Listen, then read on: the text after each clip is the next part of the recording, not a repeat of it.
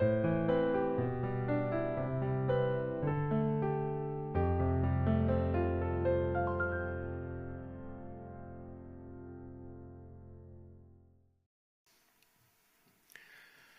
오늘도 예배 자리에 나오신 여러분 모두를 환영하고 축복합니다. 오늘은 5월 6일 화요일인데요. 하나님의 은혜를 간구하며 나아가겠습니다. 참 좋으신 주님, 오늘도 주님이 그리워 예배의 자리와 기도의 자리 가운데 나아왔습니다. 예배드리는 그곳이, 그리고 기도하는 그곳이 천국으로 화할 수 있도록 인도하여 주옵소서. 실타래처럼 꼬여버린 우리 삶의 문제들을 새롭게 바라볼 수 있도록 하늘의 문을 열어 주옵소서. 능히 감당할 수 있는 힘을 공급하여 주실 줄로 믿습니다. 주님은 우리에게 좋은 것을 주고 싶어 하십니다. 누가 자녀에게 떡을 달라고 하는데 돌을 주며 생선을 달라고 하는데 뱀을 주겠느냐? 주님은 그렇게 말씀하셨습니다. 주님은 우리에게 좋은 것을 주고 싶어 하시지만 우리는 종종 좋은 것이 어떤 것인지 분별하지 못하곤 합니다. 이게 어째서 좋은 거냐며 주님께 불평하기도 합니다. 주님, 우리의 믿음 없음을 도와 주옵소서. 우리의 영안을 열어주셔서 영혼에 속한 것들을 바라보게 하여 주십시오. 순종이 제사보다 낫다고 하셨사오니 순종으로 향기내는 삶을 살아갈 수 있도록 인도하여 주옵소서. 주님, 배우자를 잃고 낙심한 가정이 있습니다. 아버님을 떠나보내고 슬픔 중에 있는 가정이 있습니다. 평생 우리 곁에 있었던 가족을 잃은 슬픔을 주께서는 알고 계시오니 세상이 줄 수 없는 위로를 허락하여 주옵소서. 나를 붙들어 주었던 가족을 잃은 슬픔을 무엇에 비할 바가 없습니다. 무엇을 붙들고 살아야 할지 막막할 때 소망 되신 주님을 붙들 수 있도록 아픔 당한 유족들을 주께서 먼저 붙들어 주옵소서. 주님, 지구 반대편에 있는 선교지 케냐를 위해 기도합니다. 그곳에 교회가 세워지기까지 단 한 번도 그 땅과 그 영혼들을 포기하지 않으신 주님을 찬양합니다. 이제 주님께서 세우신 그 예배당에서 그들의 언어로 주님 홀로 영광받아 주옵소서.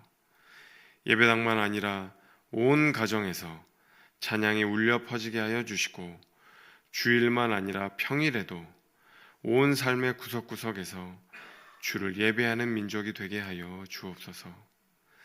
선교사님에게 다시 한번 힘과 은혜를 더하여 주셔서 그 선교지에서 하나님께서 맡겨주신 모든 일을 완수할 수 있도록 하나님 인도하여 주옵소서.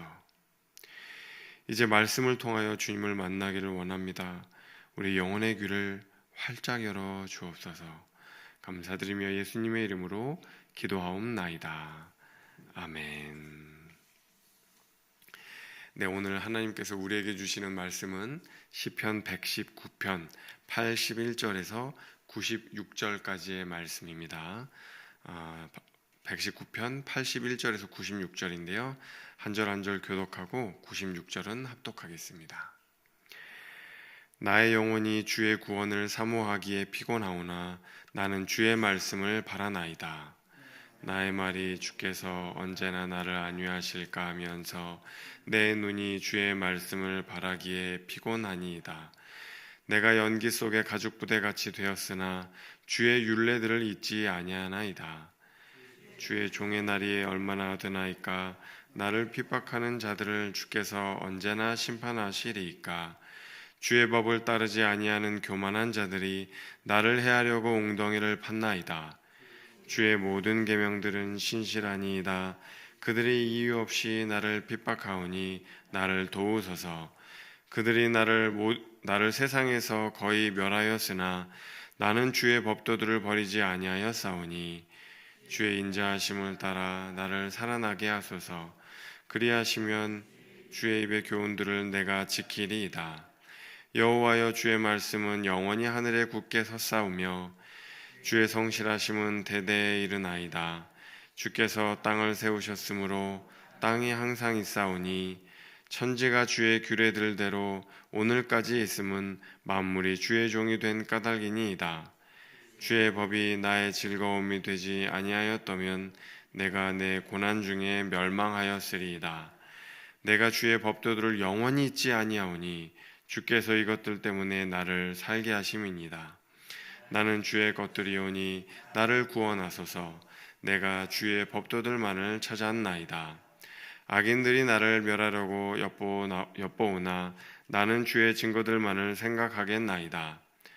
내가 보니 모든 완전한 것이 다 끝이 있어도 주의 계명들은 심히 넓으니이다. 아멘. 아멘. 여러분 연휴를 잘 보내고 계신지 모르겠습니다. 어저께 어린이날이었는데요. 어린이를 자녀로 두고 계신 가정, 또 손주들을 또 이렇게 두고 계신 가정이 이렇게 좀 분주하게 보내지 않으셨을까라는 생각을 듭니다. 오늘도 또 어버이날이 멀지 않았기 때문에 또 약속이 있으신 가정들, 또 행사가 있으신 가정들이 있으실런지 모르겠는데요. 또 하나님께서 그 모든 가정 가운데 또 쉼과 은혜를 허락하여 주시기를 간절히 소망합니다. 여러분 혹시 예수 믿으면 만사 형통하리라, 예수 믿으면 만사 형통하리라, 이런 생각을 갖고 계십니까? 혹은 갖고 계셨던 적이 있으십니까? 저는 예수 믿으면 만사 형통하리라, 그런 생각을 별로 해본 적이 없습니다. 예수님 믿으면 다 잘 안 될 거야, 뭐 그런 생각 때문이 아니고, 이제 저희 어머님 그리고 저희 외가 쪽은 이렇게 조상 대대로 그 기독교 신앙을 갖고 계셨어요. 그리고 열심히 기도 생활하셨고 또 주일 성수하시고 그렇게 이제 신앙생활 굉장히 열심히 하신 그런 가정들인데, 그 어머님 밑에서 제가 자랐잖아요. 그리고 그 어머님과 함께 저희 외가 이제 친지분들이 어떻게 살아가시는지를 제가 지켜보고 이야기를 들었잖아요. 근데 만사 형통하지 않더라고요. 그렇게 열심히 기도하시고 그렇게 열심히 신앙생활을 하셔도 만사 모든 일이 다 형통하시지는 않다는 것을 저는 어릴 때부터 경험적으로 알게 되었던 것 같습니다. 무조건 만사 형통하지 않다는 것은 알지만, 그럼에도 불구하고 기독교 신앙을 갖고 있던 제가 믿고 있는 한 가지 것들이 있는데, 그것은 뭐냐면 이런 거죠. 하나님이 살아계시기 때문에, 하나님이 살아계신다면 착한 사람에게는 지켜주시고 나쁜 놈들은 심판하셔야지, 그런 인과응보의 생각은 확실히 갖고 있어요. 믿음을 지킨 이들에게는 상급을 주시고 악인의 길을 걸었던 이들에게 종국적으로 벌을 주시고 심판하셔야 한다는 그 생각에는 변함이 없습니다. 여러분 그렇죠? 나쁜 짓을 일삼고 악인의 길을 걸은 사람들, 이런 사람들을 벌하셔야, 그래야 기독교 신앙에 공의와 정의가 있다고 이야기할 수 있는 것이겠죠. 오늘 시인도 그런 생각을 했던 것 같습니다. 믿는다고 만사 형통하리라, 그런 생각을 하지는 않은 것 같아요. 그래도 시인은 이런 생각을 했던 것 같습니다. 주님, 제가 만사 형통 이거 바라지는 않습니다. 하지만 그래도 악인은 심판하셔야죠. 나쁜 짓 일삼는 사람들은 벌하셔야죠. 그리고 당신의 자녀요, 믿음을 평생토록 지킨 당신의 백성들은 구원하셔야죠. 지켜주셔야죠. 하나님 살아계시니까요. 하나님 역사하시니까요. 하나님 신실하신 분이시니까요. 그렇게 하시는 게 마땅합니다. 그런데 도대체 왜 지금 저는 구원해주고 계시지 않은 겁니까? 하나님, 왜 저는 이렇게 기가 막힐 웅덩이에 빠져서 신음해야 합니까? 도대체 언제까지 하나님을 기다려야 합니까? 언제쯤이면 주님 저를 위로해 주실 생각이신가요? 지금 거의 제가 죽게 생겼습니다. 죽을 것만 같습니다. 주님, 도대체 언제까지 하나님을 기다려야 합니까? 그런 이야기를 오늘 시편 119편의 저자는 하고 있는 겁니다. 그래서 오늘 말씀 81절, 82절 말씀을 그렇게 시작하는 거예요. 주의 구원을 사모하기에 피곤합니다. 주의 구원을 사모하기에 피곤할 정도로 내가 주님을 기다리고 있습니다. 도대체 언제까지입니까? 내 눈이 주의 말씀을 바라기에 피곤합니다. 좀 표현이 여러분 고급지죠? 제 눈이 주의 구원을 사모하기에 피곤합니다. 약간 좀 고급진 표현인데 실은 이런 이야기입니다. 주님, 제가 주님을 기다리다가 제 얼굴이 헬쓱해졌어요. 아주 그냥 초췌해졌습니다. 그냥 도대체 주님 언제 응답하실 거예요? 주님, 제 눈 좀 보세요. 퀭하죠? 주님 기다리다가 이렇게 퀭해졌어요. 이런 이야기를 하는 겁니다. 제가 이렇게 헬쓱해지고 제 눈이 이렇게 퀭해진 건 하나님의 응답을 기다리다가 이렇게 된 겁니다. 주님 좀 불쌍하면 빨리 응답 좀 해주세요. 그런 이야기를 지금 시편 119편 저자가 하고 있는 거예요. 여러분, 하나님을 기다려본 사람들은 이게 어떤 이야기인지 다 아시죠? 도대체 언제까지입니까? 도대체 언제까지입니까?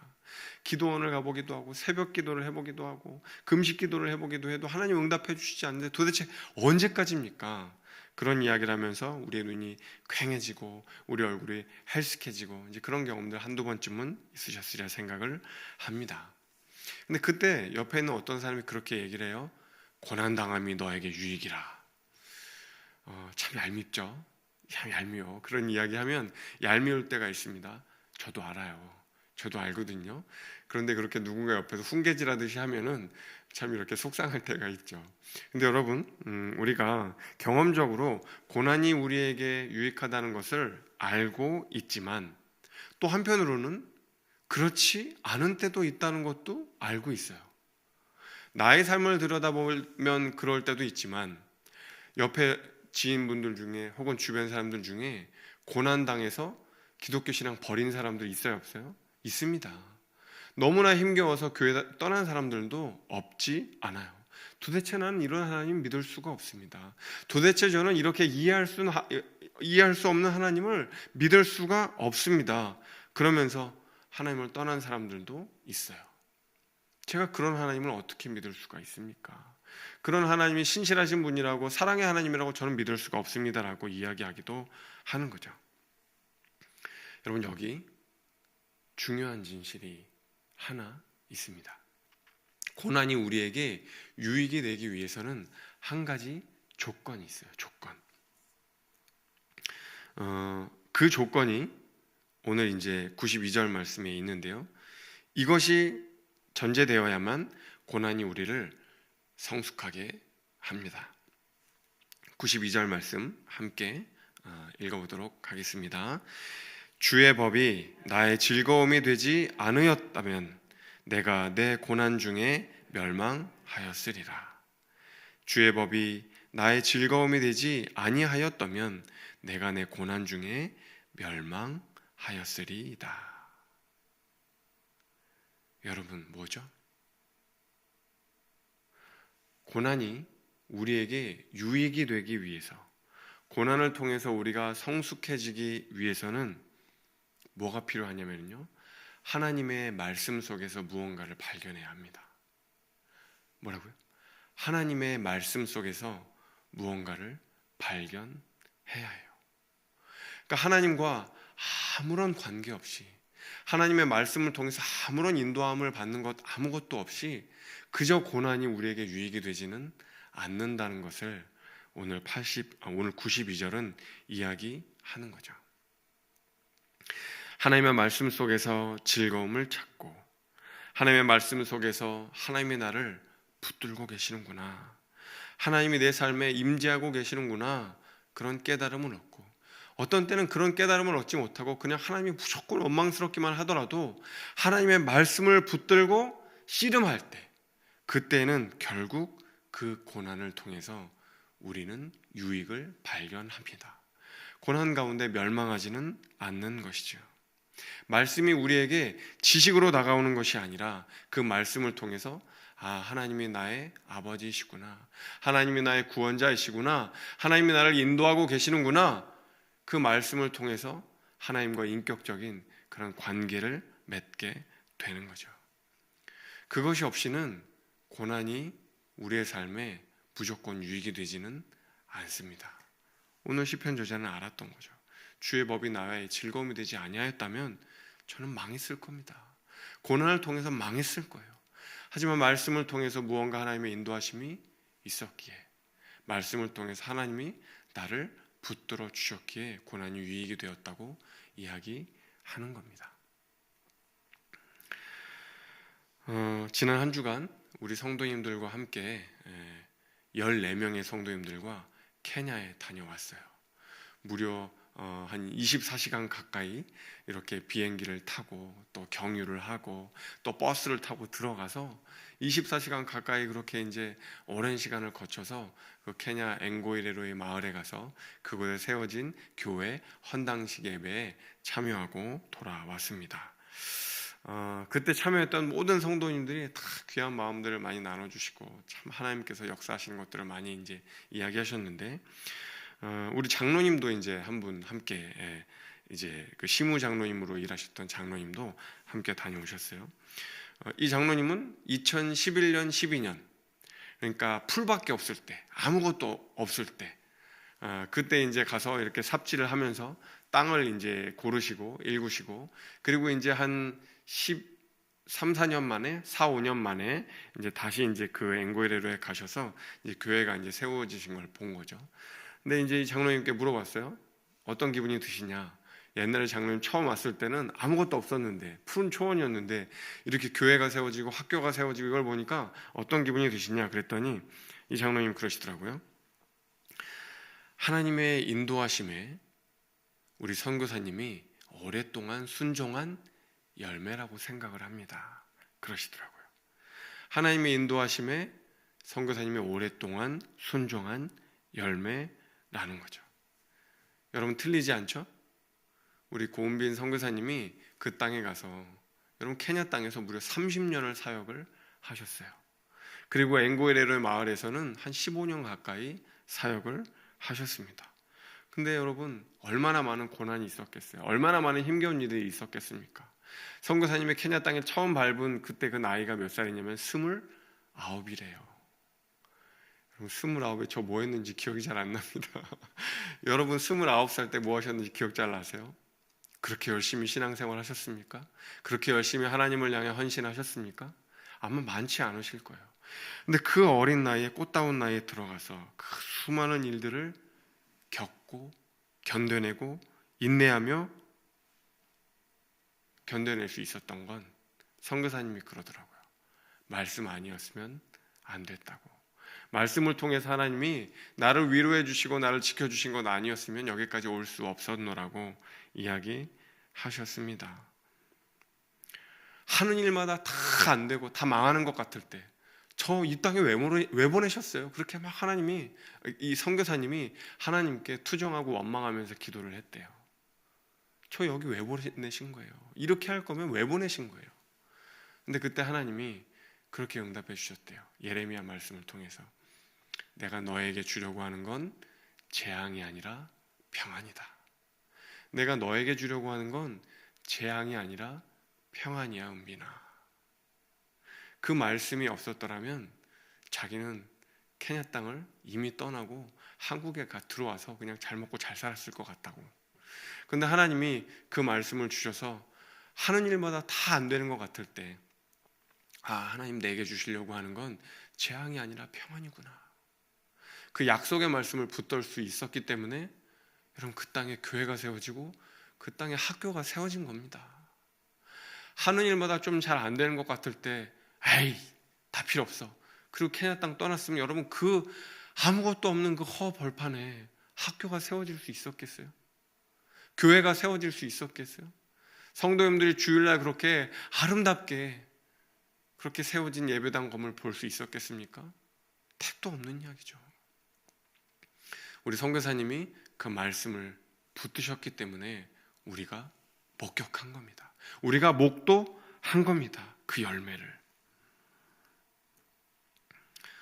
여러분 우리도 지금 당장은 많은 고난이 있고 되는 일이 없는 것 같고 우리의 눈이 퀭해지고 우리 얼굴이 헬쓱해지는 그런 고난의 터널을 지나고 있어도 우리 선교사님이 30년 동안 말씀 붙잡고 살아와서 그 귀한 열매를 보셨던 것처럼 우리도 붙들어야 하는 것이죠. 우리도 하나님의 말씀을 붙들고 잊지 않고 주님이 나를 살게 하십니다라고 고백하며 그렇게 소망을 간직하며 나아갈 때 우리도 선교사님처럼 5년 후, 10년 후, 30년 후에는 아름다운 열매를 보게 될 줄로 믿습니다. 사랑하는 성도 여러분, 말씀 속에서 길을 찾으시면 좋겠습니다. 그 말씀이 우리를 살게 하실 것입니다. 오늘 93절 말씀을 제가 여러분들께 읽어드리고 오늘 설교를 마치도록 하겠습니다. 내가 주의 법도들을 영원히 잊지 아니하오니 주께서 이것들 때문에 나를 살게 하심이니이다. 내가 주의 법도를 영원히 잊지 아니하오니 주께서 이 말씀으로 인하여 나를 살게 하실 것입니다. 아멘. 기도하겠습니다. 하나님, 때로 고난의 한복판에서 하나님이 우리를 돌보지 않는 것처럼 느껴질 때가 있습니다. 아버지 없이 고아처럼 살아가는 느낌을 받을 때도 있습니다. 하지만 그런 사단의 음성에 속지 않게 하여 주옵소서. 주님은 우리를 고아와 같이 내버려 두지 않는다고 말씀하셨습니다. 주님은 고난 가운데 고난의 한복판에서 우리를 붙드신다고 말씀하였습니다. 하오니 주님, 주님의 말씀을 붙들 수 있도록 주님의 말씀이 우리의 즐거움이요 우리의 길이 되어질 수 있도록 하나님 고난 가운데 그 말씀 붙들고 살아갈 수 있도록 인도하여 주십시오. 지금도 온 열방에서 온 땅끝에서 하나님의 말씀을 붙들고 분투하는 그 선교사님들처럼 우리도 말씀을 붙들고 5년 뒤, 10년 뒤, 30년 뒤 하나님의 귀한 열매를 맛볼 수 있는 주님의 제자요 오랜 순종 감당할 수 있는 주님의 백성으로 살아갈 수 있도록 인도하여 주옵소서. 감사드리며 예수님의 이름으로 기도드립니다. 아멘. 이제 각자의 기도 제목을 들고 주님 앞에 나아가겠습니다.